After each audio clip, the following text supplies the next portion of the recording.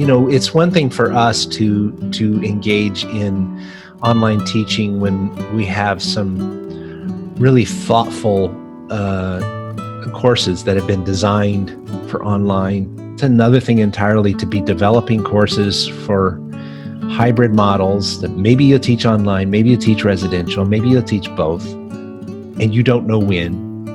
I was thinking about folks that I've asked to SME for course development, and they're drowning. They would love to do it, but they are currently drowning, and they don't know when they'll get to breathe. And then there's if that weren't enough, there's just the whole other thing of being on a campus where not everybody's wearing their masks and you can't control your environment. We had a conversation last week with someone who works in the library and said, my office is right here next to the Starbucks and I can't control whether people are breathing on me or not. That stinks. And so there's a lot going on for our colleagues, and it's probably a good time to kind of talk about how can we encourage them. Lorianne, you brought up something this morning when we were talking about how even when there's a difference between being a SME and an ID. You have to think in two different ways sometimes. And when you're doing it all by yourself, you're kind of having to be mom and dad. Right. I think too, just to acknowledge that what they've been asked to do is we've really never had to do that over here. And the pivot piece, we can look at it and go, what a nightmare, because we know how scheduled course development is, and we know what a runway we have. So, back in the spring to have to pivot suddenly is such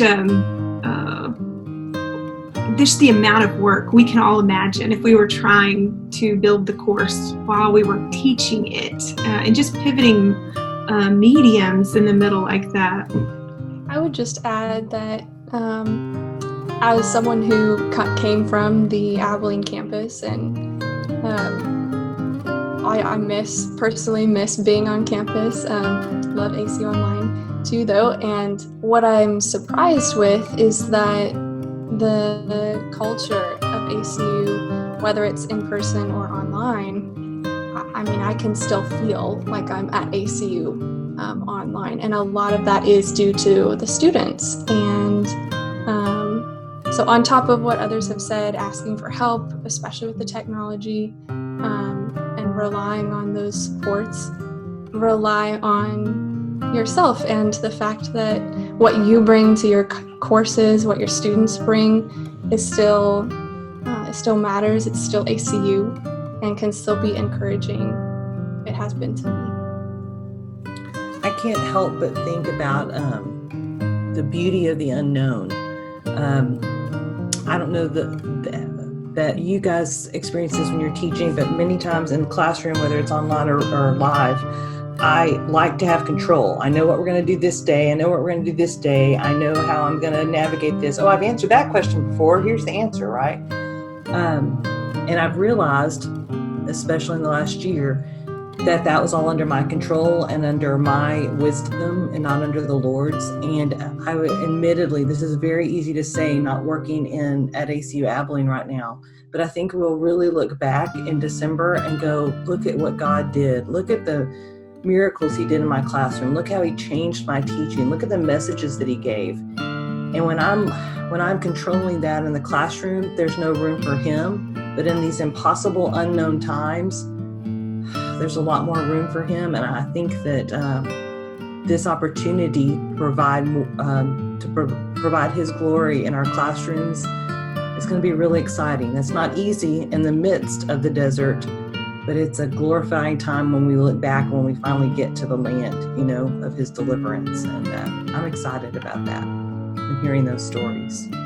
I talked to a colleague in Abilene this morning, and she told me she had some good news. So for what it's worth to share here, which I've heard over the summer mostly, we're working so hard, many without pay, as their contracts don't cover summer, and to prepare for the fall.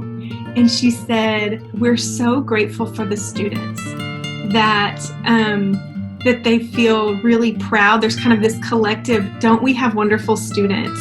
It was interesting. It sounded a lot like ACU to me, to hear in her that she felt supported by her colleagues, and was the joy that they're getting out of the students. And I would say, just from the meetings I'm in, every Abilene person over the last, really when the students started coming back to campus, they would be like, there was this joy because they're around their students again. And then at the same time, this, anxiety of, are we going to get to keep them here? And are we all actually safe? Is this even a good idea? And so just imagine the layers of emotions that they're feeling. So, as a person of an advanced age, we'll say in the 6th decade, and my husband is about 9 years older than me, so we're both in that higher risk category. I know that we're in a place of privilege to be working from home, and my sister goes out every day and travels to the Frisco post office and does her postal courier work, and she calls me every day and she talks about, putting up mail at apartments, and people will come and approach her without a mask, and she just has to ask them to please step back. I can't hand you your mail. It's a real fear. It's a real fear for me, and I'm not even out in there. So it's definitely something that's on my prayer list daily. We just want people in the university to feel the partnership with all of us together, faculties on both campuses, and we are mindful of the great load that faculty in Abilene have taken on with multiple ways of delivering their classes, with helping students who are probably also somewhat frustrated with the pandemic situation, and a little bit worried about how things are going to work for them, but yet have come back to campus with a great spirit and to join the faculty there. We want to encourage all of them and to say, just as my colleagues here have said, that we're part of this. We want to pray for you. We want to help you where we can. And we're just excited about the possibilities for the future as we look at the unknown, as we look at what God has in store for us. Hi, Abilene colleagues. I'm Kristen Ketting O'Byrne, but please call me KK.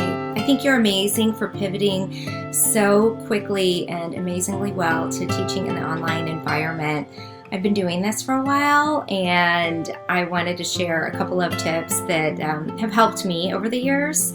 I don't know about you, but my eyes will feel strain from looking at a computer screen all day. So I highly recommend getting some, these are my onion goggles, getting some blue light blocking glasses. And I think that, these are my broken sunglasses. Wait. Here we go. There we go. Blue light blocking glasses. They really reduce eye strain. I have, my eyes feel so much better, and I have fewer headaches, and I'm just in a better mood when I wear these, when I'm looking at the computer screen all day. Anyway, hang in there, folks. You're amazing. Bye-bye. I'll just add that I think I thought online for years, and at first, when I first started teaching online, I used to think about not only about my adjustment, but as far as how the students would adjust. And I think that faculty who are not used to teaching online, but then you realize that especially with the traditional students in Abilene, that age group, that they are very tech savvy. So I would not worry so much about how they're going to adapt and so forth, because I mean that younger generations, they adapt very quickly to the technology. So and I understand that, because I think that could be somewhat of a relief to the faculty, because oftentimes faculty, they put the burden on how to effectively serve students. And so the thing is, while most faculty are used to while many faculty may be used to this kind of lecture mentality or Monday, Wednesday, Friday at 9 a.m. I mean, these students are very attuned and they will adjust very quickly to whether it's online or hybrid. The only thing I'd like to say is it doesn't get easier for someone who loves to do in the classroom, looking at students' faces, getting a read for the class and what they're understanding by looking at their faces. This is a learning curve. It does get easier, but I'd say that the comfort with that still takes, because now I'm reading emails and I have to think, like, what are they thinking? And just now I have to just say, it's an email, just read it for what it is. My attitude is more into the email than maybe their attitude is. So just be careful and ask questions. The computer has been a huge something for me to overcome and feel comfortable with. And people are wonderful about like how to do this. Even the students know more about how to do stuff than I do. So sometimes they'll say, oh no, you just click on this and you've got it. Like, okay, thank you. So just have a generous attitude for asking for help and receiving help from anybody. Hi friends, I love you and miss you, and I know that there's many new people at ACU in Abilene now, but I just do hope you are safe and well and adjusting to the nuances of this pandemic in terms of teaching, but you are very special to me, so hang in there. And reach out to your colleagues if you have questions or concerns, and just know that everybody's there for you. We can build a great support network. We've all been there, and we've all, we can all work on this together. I highly recommend breathing in general, but taking about 5 minutes every hour or two and stepping away from the computer, sitting in a comfortable chair and doing some deep diaphragmatic breathing.